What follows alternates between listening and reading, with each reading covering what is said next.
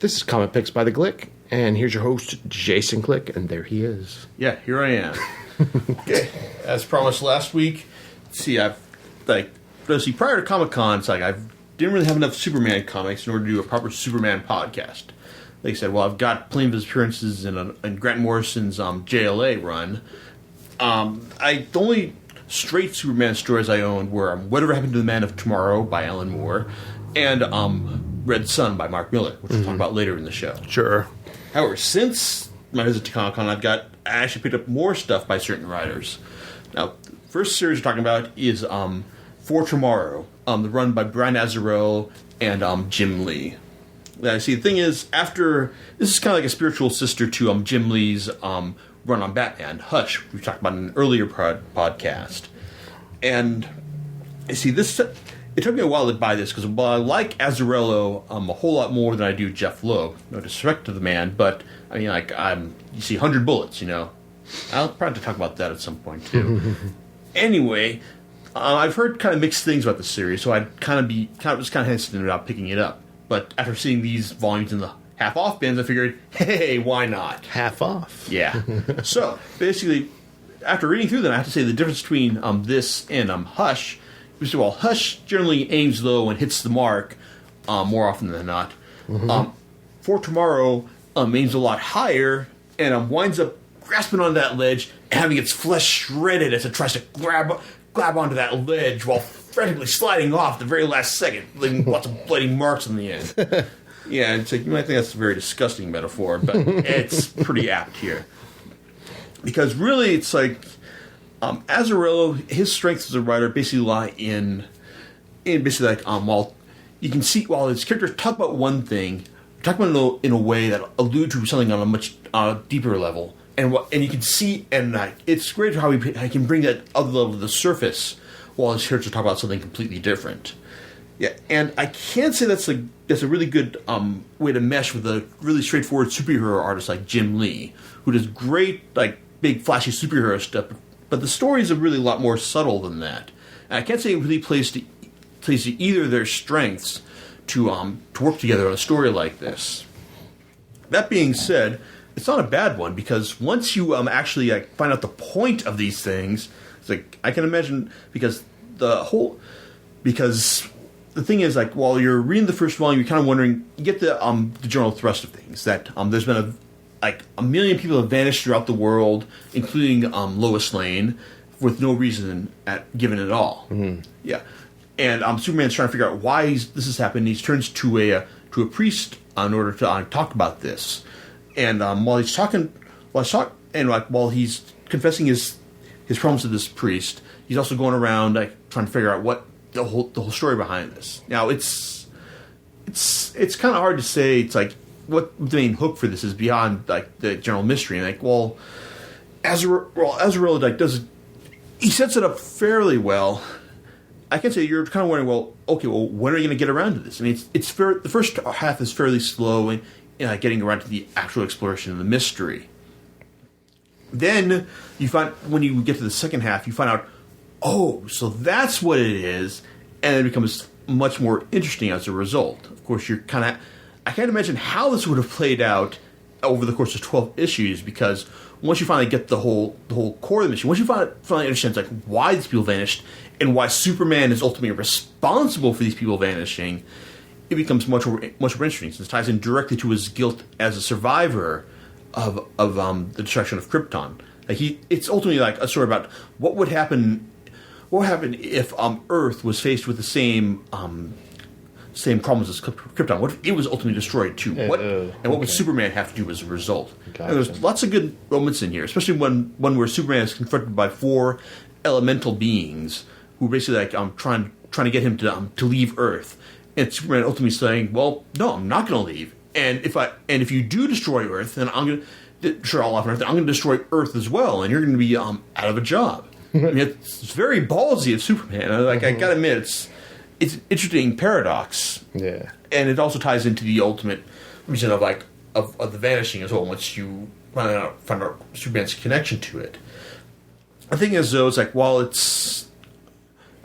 Azzarello takes a long way around in explaining things, Jim Lee, he's like I said, he's really good for like good superhero action, like lots of fighting type stuff. And Jeff Loeb played to a lot of his strengths in Hush. Azarel's running calls for guys that more bigger handle on character, on nuance of character development and body language. And Lee, he's not quite all there in terms of that. He's good for more flashy stuff. And Azrael gives him like some big set pieces, especially in the second volume. I can't say this is probably the best showcase of his skills. Still, I don't know. It's like what's like read together. It's a good Superman story, and I have to admit, it's like I'm glad I got this in the half off minutes. Not saying it's a bad story, but like I said, once you finally, it takes a while for it to really kick into gear. Yeah. Moving on, we've got someone else who's also writing Superman around the same time as For Tomorrow was coming out. That'd be Greg Rucka, who is one of my favorite writers. Does a good job of like doing great crime story-oriented stuff. He's written Batman, a great run on Batman. It's like done Queen and Country, Whiteout, lots of fun stuff. And he's currently keen with Ed Brubaker for a co-writing run on Daredevil at the moment.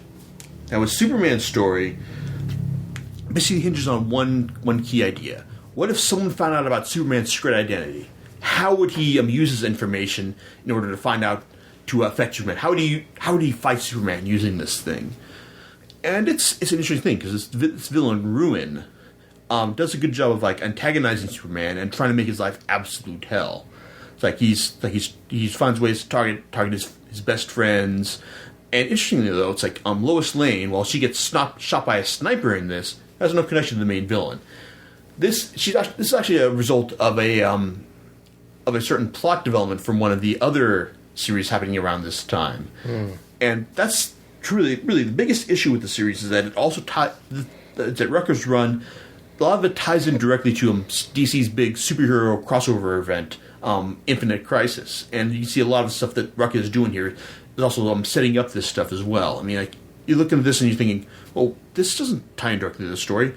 It's probably because he's also serving trying to advance the lead into the Infinite Crisis build-up as well. Gotcha. But he still tells a lot of good Superman stories. You know, it's fun seeing him square off with Replicon, the Parasite Twins, and eventually Ruin, and also dealing with Mr. Mitsaplik, the fifth dimensional imp who tries to antagonize him over the years. But this time, Mitsaplik serves as a good set of like fun meta commentary about the Infinite Crisis build-up, and also the problems with Superman and Superman actually having a daughter. Like he's discussed with this Lois Lane. And like, what happens when Superman has a kid? You know, wouldn't this be a great way for Lex Luthor and all his other villains to try and strike back at her? But no, it's like that does happen. Like I mean, she's not. This doesn't have to deal with any kind. It's really not that different from any of the fears that parents raising their kids have to face. Right. And does a good job of reiterating that. The biggest issue I have with this is that it's the revelation of Ruin's secret identity, who I honestly have no idea who this guy is in the larger dissection of the Superman mythology. Apparently he was some guy who was helping with Superman's science-related stuff in the 80s. I don't know. I have to go back and check Wikipedia. Unfortunately, Rucka set this up in a way that it's more important than the fact that Ruin was attacking Superman through his secret identity rather than the fact who Ruin was at all. I mean, I'm still kind of annoyed that I have no idea who this guy is, but still, it's like it's still like a good, solid collection of overall good Superman stories I'd recommend to everyone. I mean, I can't say I recommend it as highly as some of the other stuff I'm about to talk about, but still, I got it for 30% off. I'd say it's worth about that much. Yeah, 30% off, huh? Yeah. Anyway, it's like now moving on, we're on to like alternate Superman history. We're talking about a series that at the time was very, very long in the making. That had a great concept. It's called "What Happened to Superman Landed in Soviet Russia, as opposed to the U.S."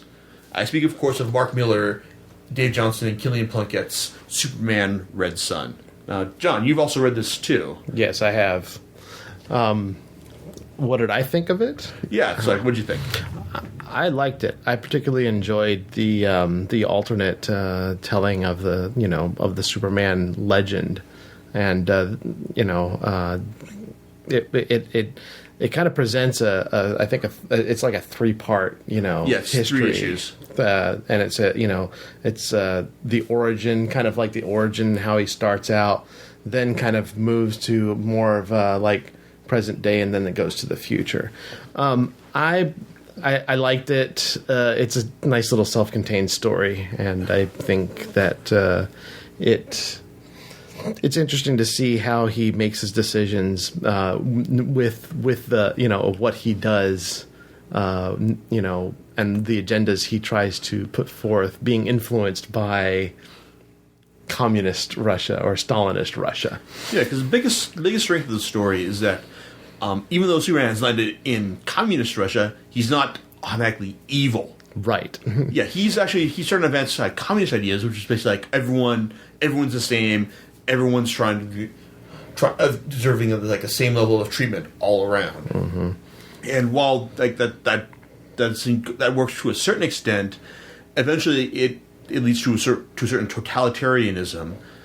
Mm-hmm. that comes into conflict, especially when Lex Luthor, who is eventually elected president of the United States, right, runs up in direct opposition to. And it's fun seeing Luthor